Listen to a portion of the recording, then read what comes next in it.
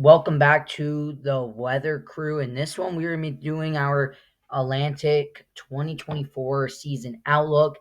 Numbers will be more later, but I would like to be talking about why these numbers are going to be a lot higher than any other year besides 2020. I think 2024 could tie with the 2020 Atlantic hurricane season with 20 name storms and over like 13 hurricanes and like five major hurricanes, or like it was like three or four major hurricanes. But I think this year could definitely break that. And the first thing we're going to be talking about is the waters.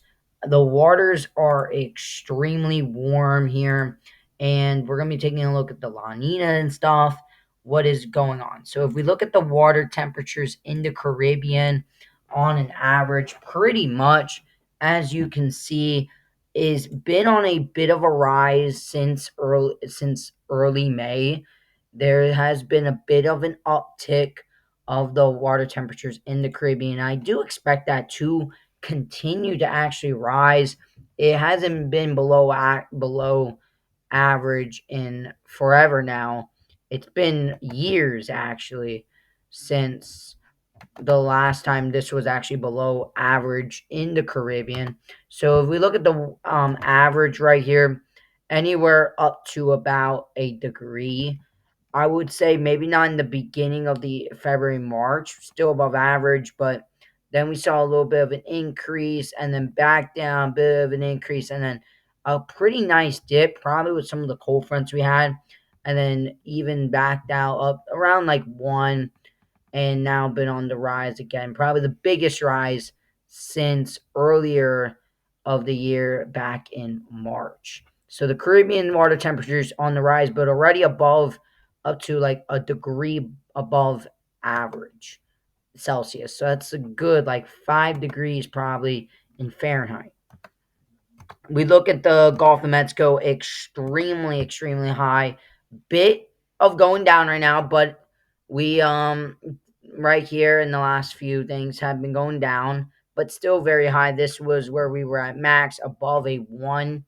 So the waters really were about near average back in February, March, still a little bit above, and then a major increase up to 1 with rapid warming, and then it actually quiet back down even into April, middle April, and then went back up and then actually dropped to its lowest since probably late February, and then a major increase lately of the waters. And I do expect the Gulf of Mexico waters to continue warm, and I do expect to probably surpass that and get up to the twos by August.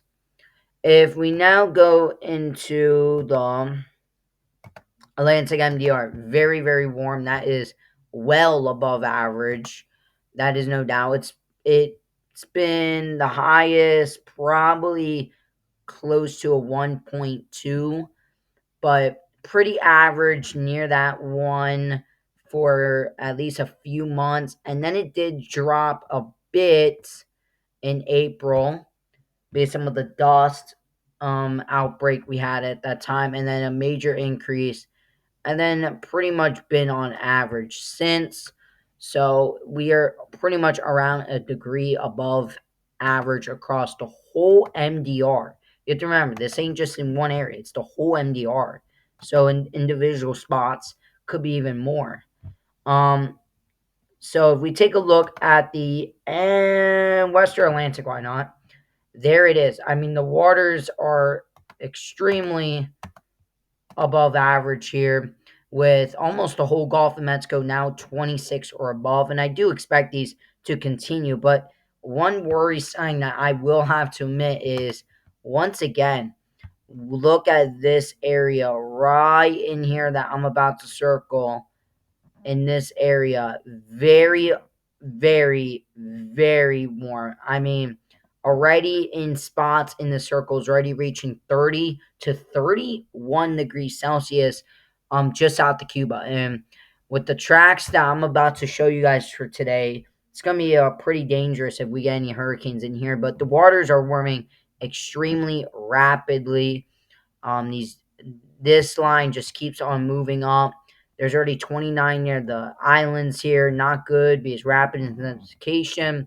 The Gulf of Mexico almost completely in 26, even at 29 in spots. So, and even in the Florida Keys up to at 29. So this is just a alarming sign that the waters are warming pretty rapidly across the Gulf and the Caribbean, the MDR. I mean, tropical Atlantic is well above average. I mean, we already have 26 degrees up to about 25 latitude. That's pretty crazy for that more far north. And then as far as about 40 west before it goes back down to the tens. But even these are poking out pretty quickly and pretty rapidly. There still needs some more warming here, but these waters are warm way above average. And I'm going to be about to be showing you guys that in just a moment. Very warm waters and a very major concern because if we look at 2020, we had 20 name storms, and on average with an El Nino, it's only 11 names. So we did see above average names, and that was because actually the waters. But this year, the water's even warmer than last year, so it's a bit of a concern if you know what I mean. We go to the Western Atlantic. Where are the waters at? Sea surface temperature anomalies. I mean, once again, like I said, Gulf of Mexico, the Caribbean, all in the one. The one range is in here. All of Gulf. I mean, there is already some spots reaching up to 2 degrees Celsius above average around the islands, the Gulf, even up in the Atlantic, even across the right against the coast. The water's already running about average to a little slightly above average, but and then a little bit more deeper off the coast, it's a little bit more colder. But this is not a good sign, especially back in here. Really not good signs for weakening in these storms as they continue. If we look at the tropical Atlantic, I mean stunning tropical Atlantic. I mean, we got warm waters everywhere. I mean, another thing is these cooler waters are a bit of a worrying signs up here because you know what that means? There's an actual Bermuda high right here. That means there is a lot of high pressures, and that means these storms, instead of last year with the high pressure being all the way back here, moving around in this direction, these storms can now really track far west into the Caribbean. I mean, deep into the Caribbean, turn up like this. I mean, these storms can really do that this year. I think this is going to be another concern as we continue is the track of these storms and these waters. Once again, 2, even up to maybe 3 degrees above average in spots. So pretty significant waters across the Atlantic. Um, yeah, 7-day average in the Western Atlantic, pretty much warming in all spots. Maybe a little drop in the Caribbean. We did look at that, but especially in these areas, warming up pretty rapidly. Tropical Atlantic warming up too. Um, that's another very big concern. If we look at the, let's do North Atlantic. This is a better scene. So now we're going to start getting ourselves into the landfall tracks and some of that stuff. So why is it cooler here? This has a horseshoe type Atlantic here, kind of. But there it is. Warmer above average waters. I mean, there is that bit of that increase.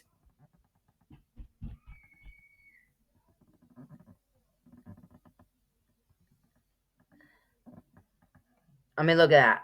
We got the cooler waters here. That means a lot of high pressures over here. And if we have a high pressure here, that's the Bermuda high. That's going to be circling on there. And it does look like it's going to be stronger this year. So that means when these waves come off Africa, they could quickly try and avoid the high and go like this. Or they're going to get stuck and end up going deep into it. And I'm afraid that we're going to have a lot that hit these islands right here. I think these islands are in real issues with this hurricane season, especially with the La Nina and everything. I think these storms can really go into the Gulf, could go up Florida, could go up the East Coast. I think the East Coast is on another thing. And maybe if it's even stronger, it can go into the Bay Campeche, into Texas or Mexico, or completely do that. I think this year we're going to see a lot more storms, and we're going to see a lot more potential landfalls than 2020. So not good at any means. Now let's go here and take a look at a model for guiding these storms. So we take a look at the CFS monthly. This actually just updated today, and we take a look at the this this is the high pressures and low pressures. It ain't gonna pick up any hurricanes or that, because it's just not. It it, it's not for its job. But there's that Bermuda high, and you can expect in the next coming into July. Look how that moves, continues to strengthen, and you can already see the dominance is beginning. There's a lot of pressure being down on this high. The darker the blue, the more the high pressure, more dominant. And you can tell, especially in here. So that means a lot more forcing of a stronger high when these waves come. Then even if they strengthen, they're not going to really get that enough time to move up north. Only time I'll think is once you get in this environment, yeah, they'll start moving up, but that's already in land territory. So that it's just not a good sign what I'm seeing with the models. And then with a high here, depending how there's a very, very weak high, I think could be there, another high.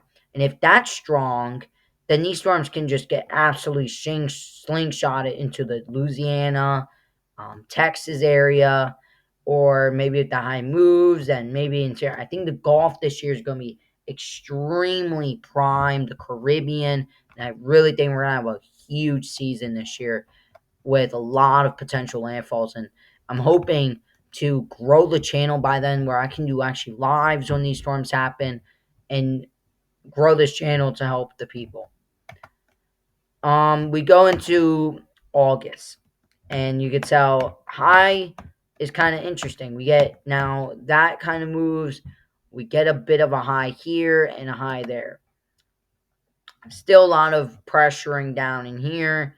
Strong Bermuda high, but I think depending where this high is, if it's over here, then hey, we're gonna have a lot of landfalls. But if we can have that a little bit farther away and this a little bit weaker, there is still that probability that these storms will move out to sea. And that is another possibility into August. That's why I'm not saying there's gonna be no sea storms, but I'm just saying there's a high likely chance, and we still got some time for this, that we need to watch, is that we go into the September, and this is where it's a little bit unknown, but you can tell the high is a lot more south on both things. So that means a lot more of the landfalls being more in that way, but there's still that uncertainty. If we go into the weekly here with some of these highs and that, let's change this. No. Let's look at upper dynamics. Nah. I mean, we can look at this. There's the high expected. Continue to stay dominant. That's pretty much it. To continue to move closer and closer. So more of the pinning of the storms. And I do have a map for this where I do think right now is the likely shot here. So if you guys are in the yellows, I think you guys have a bit of a less chance, probably the lowest chance of seeing some hurricanes and tropical systems. That's for pretty much the New York, up in the Northeast area. You guys are in the lowest because we usually don't see that much, but I wouldn't be surprised a hurricane or two or tropical storms, remnants, get up here and cause some major flooding. That I wouldn't be surprised of. But in the orange, I do think is could go up, could go down, just all depends on how the Bermuda High works.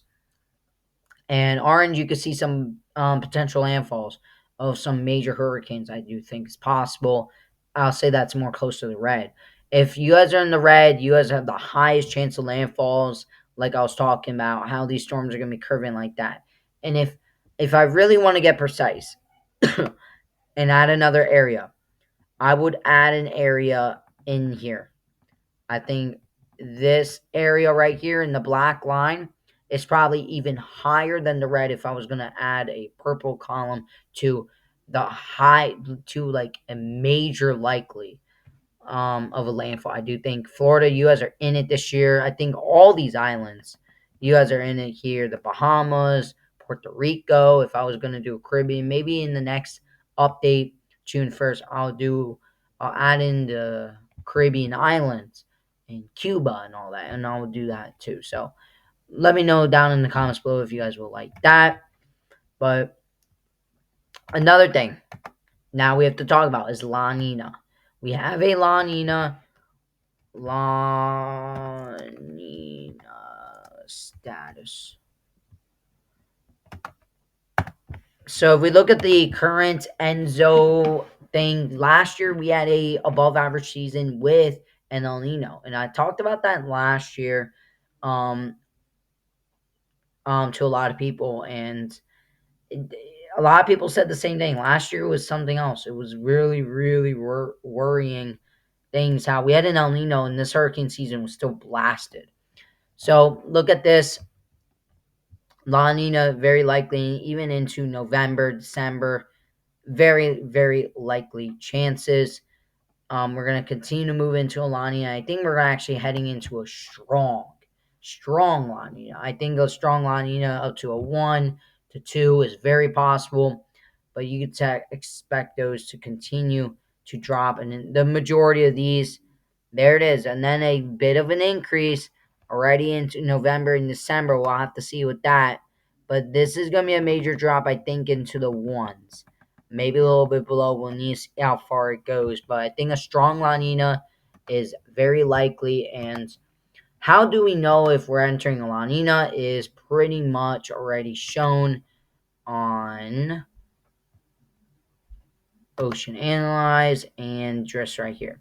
There it is. That La Nina's transition. We are now in a neutral. We have been in a neutral all May so far. So we'll have to wait about 3 months until we are officially, but that has been on the downward increase. And look at that. That's been the downward increase. And I do think we're going to end up all the way here, maybe even further down like here. So I think we still have quite a bit of a drop to go. And I think the stronger La Nina, remember, the less wind shear and the less impact. So it's clearly shown on the cooler waters here. And I think this is going to be a huge issue. So with all that to be a, and now we're going to look at ocean heat content to top it all off. The numbers are looking huge. And even the shear map is looking huge. Right now, the shear, pretty bad. I mean, that's what you expected with all these cold fronts and severe weather outbreaks. You don't expect too much of any major storms to form, but there is the ocean heat content this season so far. And ocean heat content definitely in the MDR a lot higher, once again, where the waters are. I mean, this is just that concerning sign where we're seeing these waters here be worrying of ocean heat content. So we'll have to watch the ocean heat content continue to get worse, and I do expect that. So now, the grand finale that everyone's been waiting for is the numbers. I will have another major update maybe next week if I feel like if you guys want a part 2 to this and more explanation of why this hurricane season can be extremely bad, please let me know in the comments below. But now for the names of the year where I'm going with right now is this. So, let me explain. Last year, 20 named storms, 7 hurricanes, and 3 major. Average hurricanes, average for major. Names, there only should be like 11 names. So that was very significant. But this year, 26 to 30 name storms is very possible. So a lot more storms than last year. And 2020 had 30 name storms. So it could tie it. I wouldn't even be surprised it breaks it. Hurricanes, 11 to 16 hurricanes are very possible. And then 3 to 6 major hurricanes is going to be very possible. I think we're going to be more in the middle of that 4 to 5 major hurricanes. Just all depends how this hurricane season goes. So that is the names of this year's of my first prediction. These numbers could be changed in June, in the beginning of June when I do my second re-updated and outlook on this. But if you guys do want a part two, please let me know where I can do a part two soon as possible and get even more data to help and look and compare other people's to my forecast. I would love to do that. So that will wrap it up. If you have any questions or concerns, comment them down below and ask away. I will get reply to you as soon as possible. Probably be in an hour or two, but please let me know and stay safe, y'all.